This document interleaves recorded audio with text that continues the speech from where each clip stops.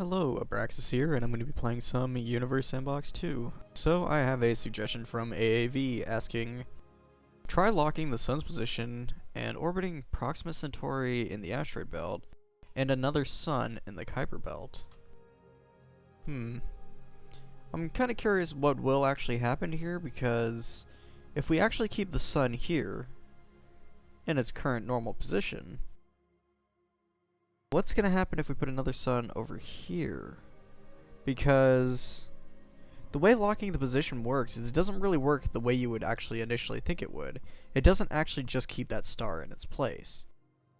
When there's collisions and other things that happen, or orbits or anything like that, the parameters are still always changing for the star or object that you lock in position. Like all of the motion parameters do actually change. So if there's any collisions, particles will go in different directions. And what I'm also curious about is what is going to happen to all the other planets? Well, I guess that's what we're here to find out. Essentially, we're going to have another sun tugging on Neptune harder than this sun is. I wonder if that's going to eventually eject Neptune out. Well, I guess there's only one way to really find out, but this might be a little bit complicated entirely because, well, that means I'm going to have to do it with the normal solar system simulation and not the performance one that I've made. So this might get a little bit laggy, which means I'm probably going to have to do a time lapse. So let's go ahead and set this up. So we want to lock this sun into position, make it not moving at all. Okay, so we went ahead and locked that. The next place we want to place a star is right here in the asteroid belt. I'm going to probably put it basically where Vesta is at. So the next star is going to be Proxima Centauri, which is a small red dwarf star. It is equivalent to 129 Jupiters, while the sun is equivalent to 1048, if I'm correct. I can actually check that right now. Yes, the sun is equivalent to 1048. So that's an idea of the mass we're dealing with, the mass differential. So this is definitely going to have some influence on at least Mars and Jupiter. I'm not too sure about Earth, but we'll find out. The next star we're going to place is once again the sun. But as you can see here, I can only make it orbit in like an ellipse. I can't actually make it orbit like in a perfect circle. This is entirely due to the motion aspect. The way it's going to orbit is it's still going to essentially behave like the sun is actually orbiting, like they're in a binary orbit or something. I have no control over that, and I can't really change that at all. So let's go ahead and just put the sun right here in the Kuiper belt. Okay, now I guess we just hit play and kind of watch what happens. I will zoom in and try to get a good angle so we can actually at least see what's happening with all the objects here. How should I do this? I guess just like this. Well, if I could increase the field of view, that would be great, but I can't. We're not going to get a good view of Uranus and Neptune, unfortunately. But let's just go ahead and hit play.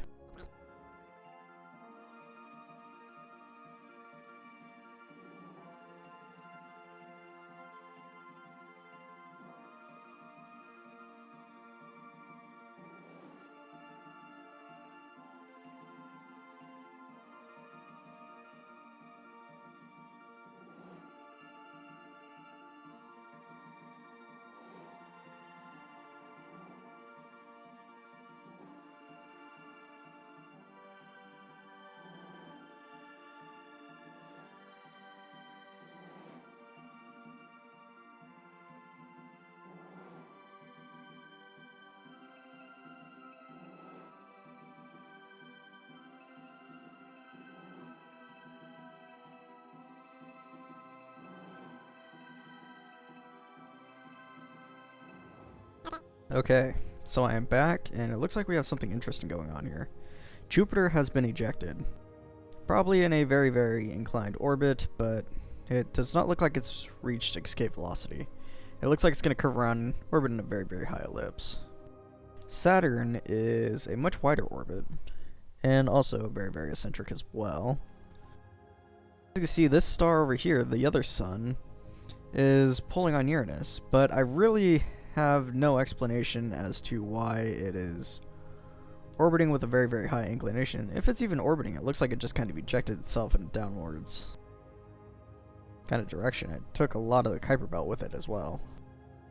In fact, it looks like it's pulling Haumea with it, and I forget how this is pronounced. I always pronounce it Makey Makey. I think someone said it was like Maki Maki or something like that. I'm not too sure how that's actually pronounced, that dwarf planet over there. It looks like Uranus has a pretty high inclination now. I don't know if it had that before. Jupiter looks like it's made another turn around. Pluto is actually a lot closer. It crossed Saturn's orbit. The asteroid belt basically ceased to exist now. And let's just go ahead and halt this real quick, and let's take a look at some of these inner planets. Mars is the closest planet to the Sun currently. Very interesting. Earth, let's check what's going on here. It has a semi-major axis of 0.99 astronomical units, so it really was not affected much. It's not nearly as stable, but for the most part, it's mostly the same. A little bit more drastic on the seasons, but as you would initially think. So, pretty cool. Let's go ahead and continue this time lapse.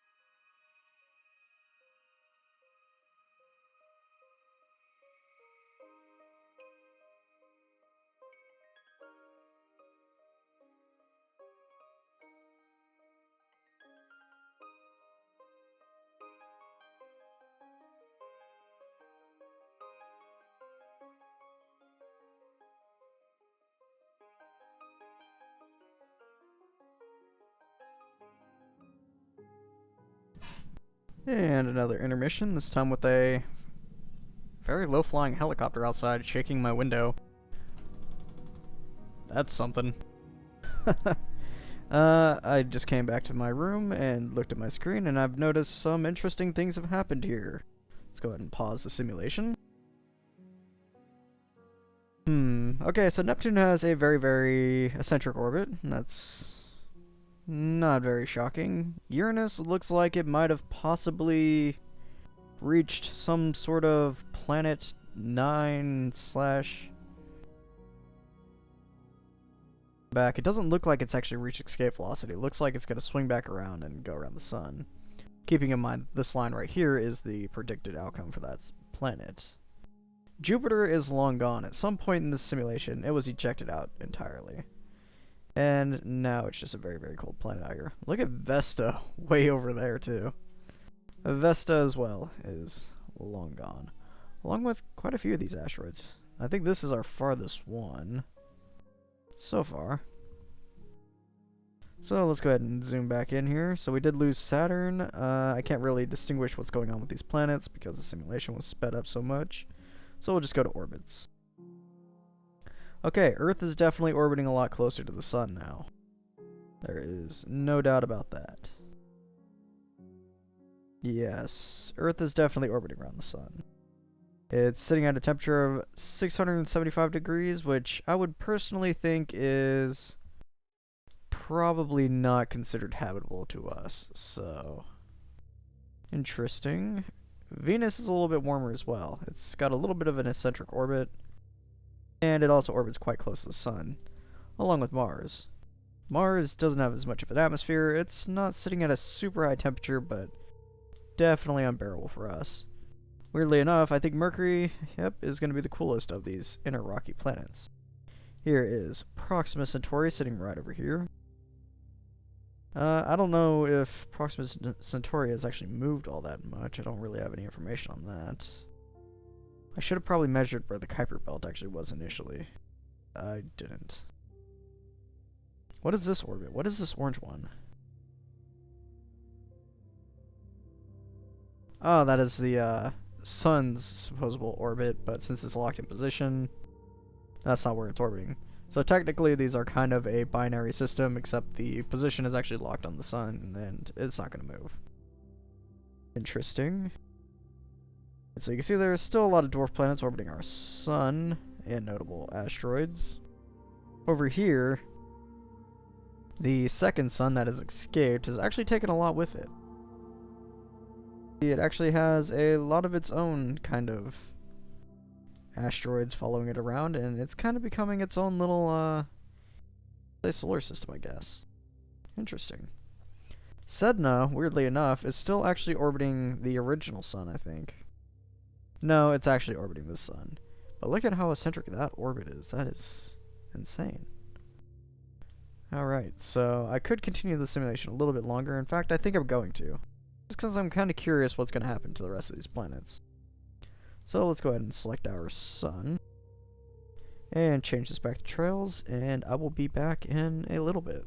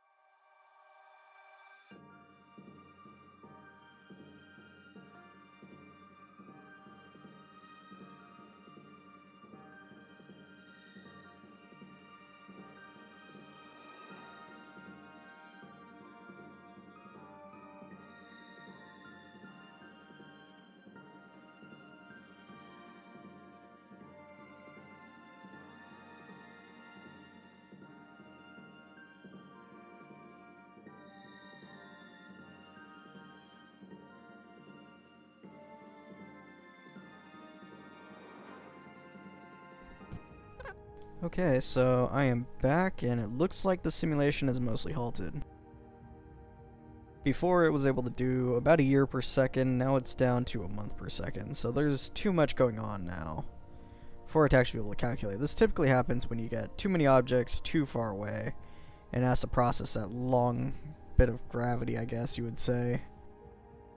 That kind of long stretch of gravity of all these objects, because everything in this simulation still has an effect, even on the objects that are way out here. So, oh wait, Juno, what? Was Juno always in this simulation? Hello, Juno.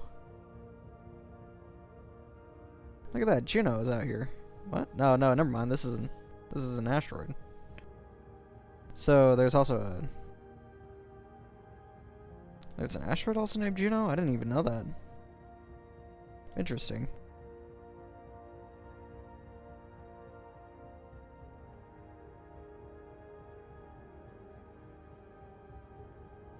Yeah, we also have the Juno spacecraft, which I'm not going to place that, but yeah. That kind of confused me for a moment. Okay, so let's go ahead and zoom back out and go back to our solar system. And needless to say, it is not doing too great.